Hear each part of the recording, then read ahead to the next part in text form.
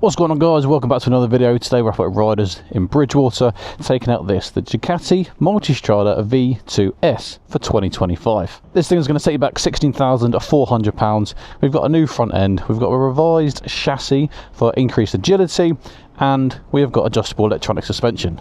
Putting this together, let's go and see how this handles. Well, starting off at the engine then, we have got 890cc, 115 brake horsepower and 92 newton meters of torque. Now personally, I think that's going to be more than enough to give you exactly what you want from this bike. If you're looking at this and not the V4, the V4 Multistrada is, let's face it, pretty expensive, and it's got one hell of an engine in it. Whereas this, I say more manageable in an affordable sense. Obviously, being under 17 grand, it's not cheap. Like, it's still not cheap, but it's not Multistrada 22 to 30 grand expensive. This bike will get you on a Ducati. It will take you wherever you need to go. It will give you enough to keep you interested. You're not going to be jumping on this thinking, oh, this is just a stepping stone to going onto a V4. Like, I think this is more than enough bike, but we'll see what it's like for today. Sound handling and flickability, it just flicks, it just drops from side to side. Hardly any input is required to get it to move, and that is one of the big things I do notice when I jump off a bike like this and onto my GSA, kind of just how big and heavy the GSA can feel sometimes. And we're talking about weights, this thing is coming in at 199 kilos, which even just against the V4 is probably 60 odd kilos lighter. Looking at some of the electronics on this bike, from the front, it looks like your big brother V4, which I like the look of. I love the shape of the daytime running lights. Obviously we've got LEDs all around. This thing is quite jam-packed with tech. Now, we don't have the biggest TFT, we've got a 5-inch full colour TFT, and now depending what model line you get of the Multistrada V2, depends whether it comes with the Ducati multimedia system. This being the V2s, it does come with it. If you were to get just the standard V2, it is something you can add on later on. That means you can connect your phone, you get messages, you can do phone calls, I believe you can control your music, and you get turn-by-turn navigation. We've got 5 different rider modes. We've got Sport, Touring, Urban, Enduro and Wet, and when the bike is stationary you can go into each of those and adjust all the parameters from the power mode, the engine, braking, the traction control, the wheelie control. Like, there's loads of parameters that you can change within those rider modes. And as I mentioned at the start, this does have electronic suspension, so you can also, in a separate menu, go into the suspension menu and you can change how the suspension will handle. Another good thing what Ducati have done is when you do change your rider modes, the suspension doesn't change with it, so you can then set up how you want your suspension in each of those modes as well. So yeah, if you want the suspension to handle the same for every mode, you can. We do have a good sized screen with deflectors either side, and it is adjustable with a pinch motion. You're just going to push it up and down. Now 40 miles an hour, the wind is right at the top of my helmet. There is a lot of crosswind today, so that's not going to help. With the screen in the lowest position, the wind is kind of hitting at the top of the visor level. We've got a pretty smooth quick shifter as standard. We've got cruise control. You kind of got everything you want to do what you need on this bike, because it's the touring. Do you know what I mean? It's not the naked, it's not the street fighter. This thing is designed to chomp up some miles, and yeah, having the cruise control on a long distance journey is always helpful.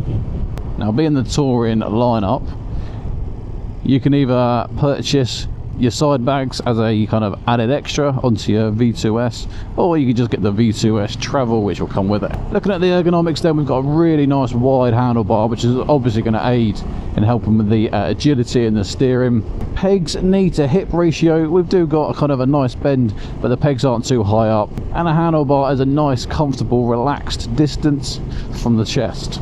Again, all steering towards a super comfortable, enjoyable bike to do long distance touring on. I've got it in sport mode, and the pickup is just, as soon as you start twisting it, it's starting to accelerate. Really nice pickup, smooth off the throttle, there's no snatchiness, there's no jerkiness, it just wants to go. Now, I don't know if I'm just delicate, but the seat does feel a little bit stiff. Either that or my heavy carcass is suppressing the cushion. I'm going with the stiff option. A nice feature you can change is that it does have self-cancelling indicators, but if you want to take that off, you can. It's one thing on my GSA, it just annoys me. I must put it on too early or whatever. And then I go to do the turn and realise my indicators aren't on anymore. The brakes are really good on this.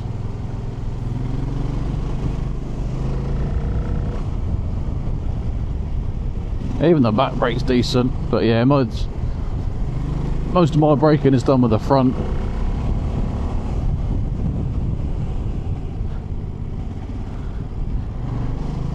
And yeah, this thing will stop when you want it to. So when you are getting on that throttle and you hang that gear just a little bit longer than you would normally, you do start to feel some of the vibrations coming through the pegs and the handlebars. But if you were riding normally and not spirited, you don't really feel them too much. But again, that's where the beauty of the cruise control comes in, so you can rest your right hand.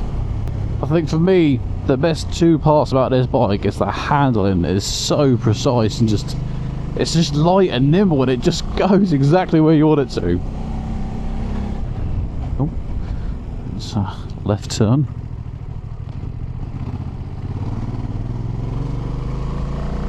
And for me, the second thing is just the punch from the engine when you give it a fistful.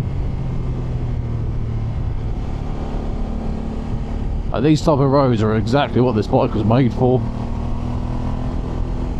Suspension is soaking everything up.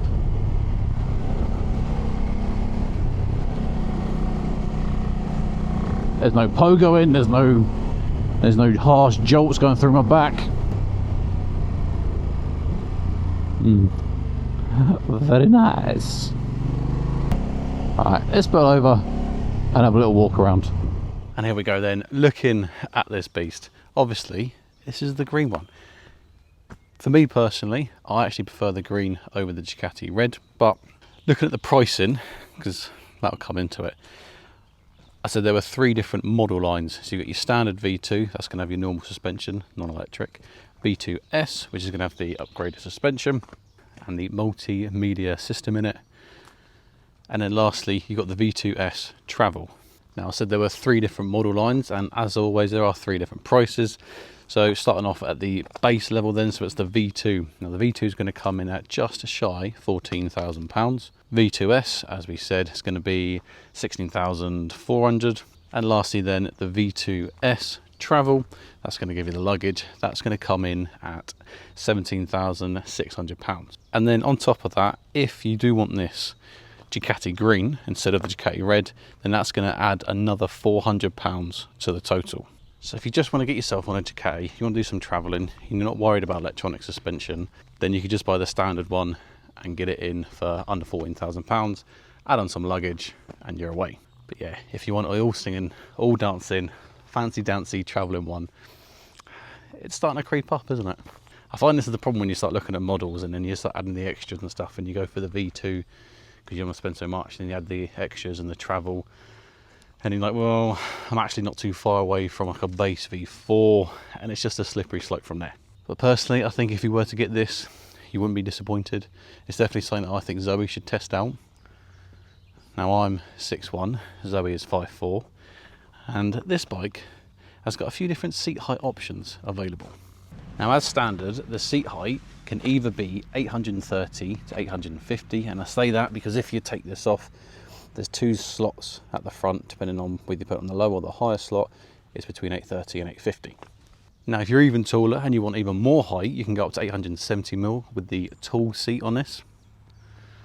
Or on the other scale, if you're in shorter, you can go all the way down to 790mm, and that's with the lowering suspension kit.